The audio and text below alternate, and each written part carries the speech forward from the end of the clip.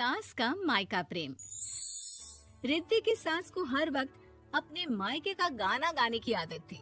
अरे बस करना माँ, मामा का ये किस्सा तो 50 बार पहले भी सुना चुकी है। अरे हाँ, तो क्यों ना बताऊं। तेरे चाचा तो उस वक्त हाथ झाड़ कर खड़े हो गए थे। तब मामा ही था तेरा जो आगे आया और मदद की। देखो अब ठीक है ना, जो हो गया सो हो गया। क्यों एक बात को हमेशा गाती रहती हो। अब तो बहू घर आ गई है, उसे तो सबको मान कर चलना है ना कि सिर्फ सास का मायका ही समझेगी वो। तभी वहाँ रिद्धि आ जाती है। माँ, आज मैं घर जा सकती हूँ?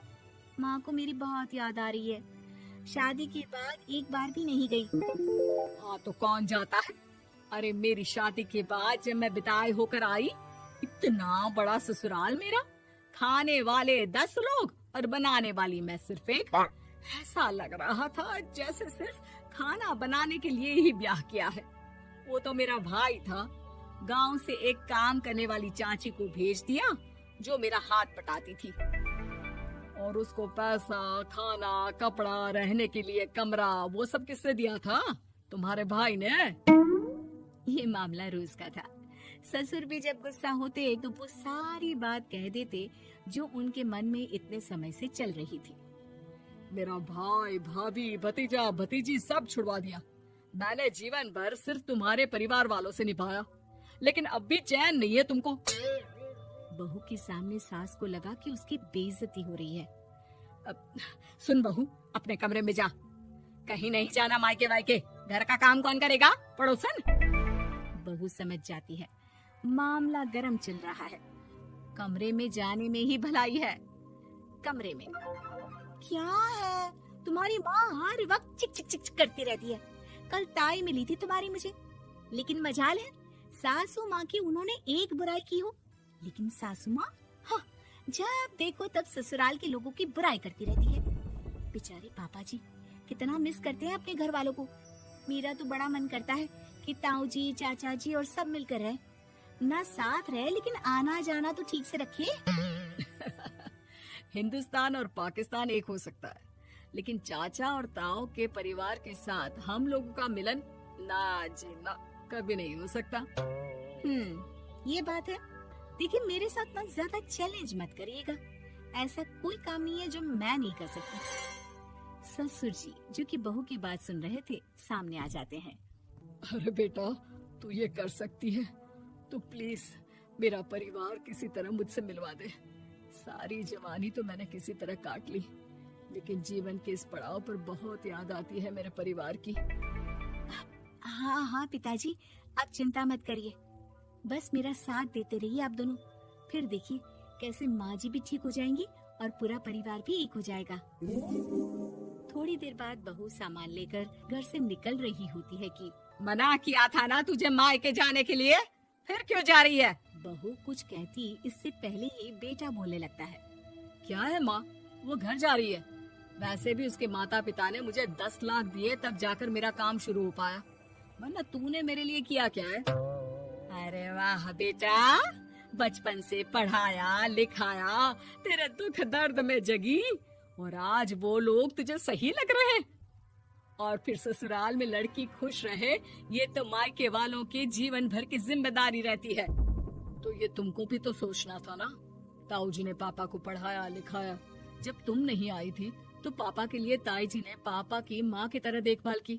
अब बोलिए। अरे तू कुछ नहीं जानता बेटा, तेरे पापा को सब पता है, तभी वो उन लोगों से वास्ता नहीं रखते। मैं उन लोगों को जानता हूँ, लेकिन मैं तुम्हें नहीं जानता कि तुम्हारे मन के लायक काम नहीं हुआ तो तुम घर की शांति बर्बाद कर दोगी।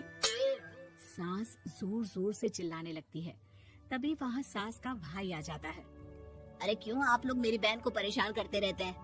पहले ये जीजा कम थे, जब बहू भी आ गई। बहन, मैंने तो 30 साल पहले ही बोला था, अपना हिस्सा ले और छोड़ इन लोगों को, चल अपने साथ। बहू समझ जाती है कि मामा ससुर की नजर किस पर है। देखा, तुम लोग मुझे अकेला मत समझना, मेरा भाई खड़ा है आज भी मेरे लिए। बहू मायके जाती है और आते वक्त साथ में एक नौकरानी ले आती है। अरे बहू, कुछ खाने को दे दे। अरे आंटी, क्यों भाभी को परेशान करती रहती हो? उनके भाई ने मुझे जिम्मेदारी दी है। किसी भी चीज की परेशानी नहीं होनी चाहिए भाभी को। जो चाहिए मुझे बोलने का। आय हाय, बहू के मायके वालों का इतना दखल। ये मेरा घर है, कोई कल का आए इसे पूरा कैप्चर कर ले, ये बर्दाश्त नहीं होगा मुझसे।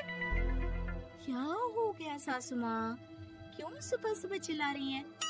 चमेली, ओ चमेली, क्या कहा था मेरे भाई ने तुझे? अरे दीदी बहुत तेज है आपकी सासू माँ। मैंने तो बोला कुछ चाहिए तो मांग लो मुझसे। अरे निकल यहाँ से, घर को रेलवे स्टेशन बना रखा है, जो देखो वो घुमा जा रहा है यहाँ से वहाँ।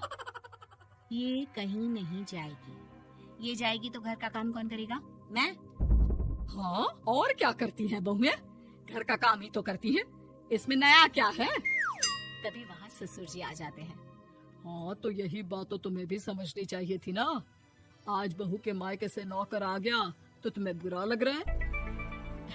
अरे तो उस वक्त गर्मा गर्म खाना तो सबने खाया ना।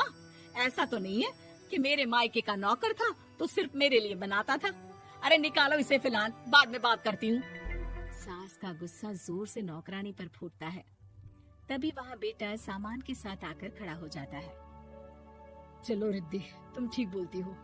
मेरी माँ को तो हम लोगों की कोई फिक्र है ही नहीं, ये तो सारा दिन सिर्फ अपने बारे में सोचती है। और देखिए, मैं अब से कह रही हूँ कि अब से इस घर की तरफ आपको देखना भी नहीं है। नहीं आना आज के बाद इन लोगों से मिलने। हाँ, बस कभी कभी दिन में 2 बार मिलने आ जाओ। नहीं, बिल्कुल नहीं। ससुर झूठा नाटक करते हुए। मेरी बीवी ने मुझे मेरे ही परिवार से दूर कर दिया, आज बहू मेरा इकलौता बेटा दूर कर रही है। हाय, कैसे जीऊंगा मैं? वाह, वो भाई जो आपको बेटे की तरह मानता था, उन्हें छोड़ने में तो दुख नहीं हुआ। आज खुद का बेटा छोड़कर जा रहा है तो कैसे जीऊंगा? बड़े आए। अब सास समझ चुकी थी कि उससे गलती क्या हुई है। मुझे माफ कर दे बहू।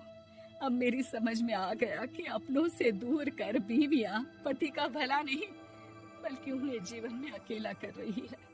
मुझे माफ कर दे, मैं अब सबसे माफी मांग लूंगी। ससुर जी दूर से बहू को थम्स अप दिखाते हैं।